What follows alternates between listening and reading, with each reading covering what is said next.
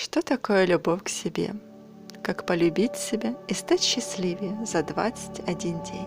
Многие психологи говорят, что когда человек принимает и любит себя, то в его жизни все становится на свои места. А если этого нет, то сплошные страдания, не та работа, не те отношения, люди не ценят и кажется, что жизнь проходит бесцельно.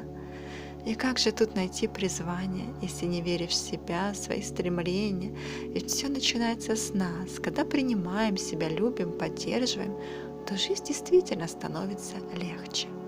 Прошлой осенью я задумалась в очередной раз над этими вопросами. Вроде бы все в жизни хорошо, но чего-то не хватало. Казалось, что живу как-то процентов на 50, не на полный потенциал, что-то упускаю. И вот среди обзоров книг по психологии я услышала про книгу Луизы Хей «Стань счастливым за 21 день. Самый полный курс любви к себе». Мне стало интересно, что же нового может предложить нам автор книги. Вроде бы я уже эту тему проработала, много знаю, особенно счастье для меня очень близко. И я решила купить книгу, нашла в интернет-магазине, заказала по почте. И вот 21 день работала над собой. По сути, вся книга – это набор позитивных аффирмаций, убеждения, а также есть медитации, упражнения для записи, анализа своих мыслей. Главная цель – изменить отношение к себе, свой внутренний образ. А это основа всего. Мы можем преуспевать в жизни только когда знаем, что достойны этого, обладаем силой, энергией, знаниями. Честно, первые дни работы по курсу были довольно простыми, и я даже удивилась, никакого внутреннего сопротивления. Нужно было просто делать упражнения перед зеркалом, говорить, что любишь, себя одобряешь. Но это было лишь начало пути. Через неделю примерно было сложнее, особенно когда была тема по работе с внутренним ребенком.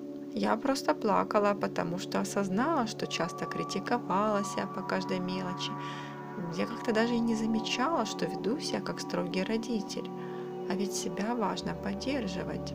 Оказывается, когда мы критикуем себя, то это значит, что мы не любим себя. А ведь мы часто себя ведем как строгие родители, как учителя. Мы вот привыкли к этой модели поведения.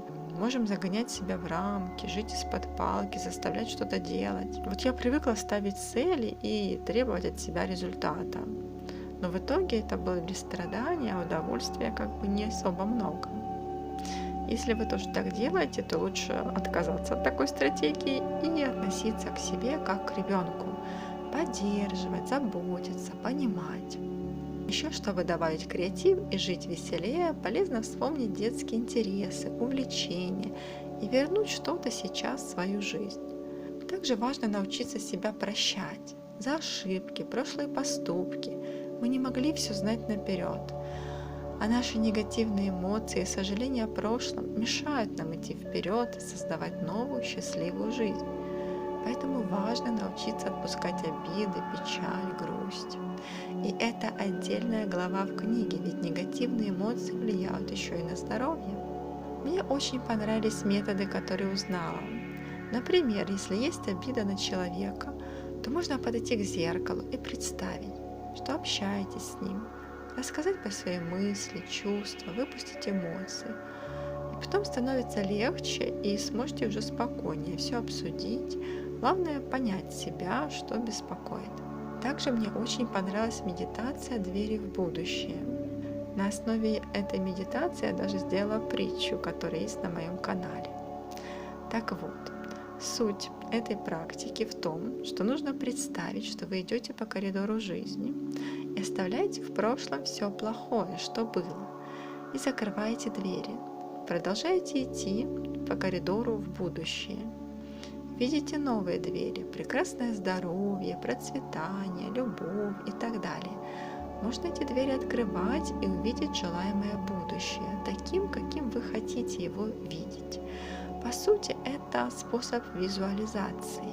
Мы настраиваем себя на новую волну, настраиваемся на то, что хотим получить в будущем. А мечты сбываются, когда мы входим в резонанс с нашими желаниями, когда готовы их принять, когда знаем, что достойны этого. В целом, эта книга помогла мне лучше понять себя, свои стремления, интересы. Я чувствую, что моя жизнь начинает меняться. Появились первые результаты. Во-первых, я вернулась опять к музыке. Записала в конце года новую песню, чаще играю на гитаре.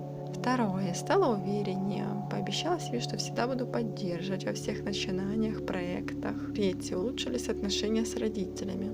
Раньше были недопонимания с отцом, сложно было принимать его командный тон, категоричность. Сейчас мы нормально общаемся, и он поддерживает меня во всем, во многих, скажем так, вопросах, и я действительно ему благодарна за это.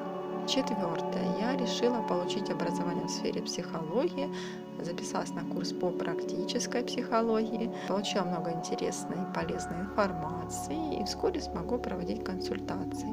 Поняла, что эта сфера для меня довольно интересна, и здесь есть путь к моему призванию, вместе с творчеством, конечно. Пятое. С дочкой тоже стало легче. У нас появилось больше общих интересов, например, музыка. Мы играем в 2 инструмента сейчас. Я на гитаре, она на синтезаторе. Английский. Мы ведем переписку с друзьями за границей. Больше уделяем внимание иностранному языку. И вообще я поддерживаю ее во всех начинаниях и считаю, что у каждого человека свои особенности, способности, их нужно развивать.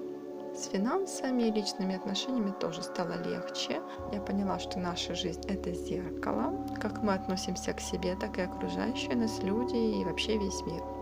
Поэтому любите себя, принимайте, поддерживайте, и ваши мечты обязательно будут сбываться.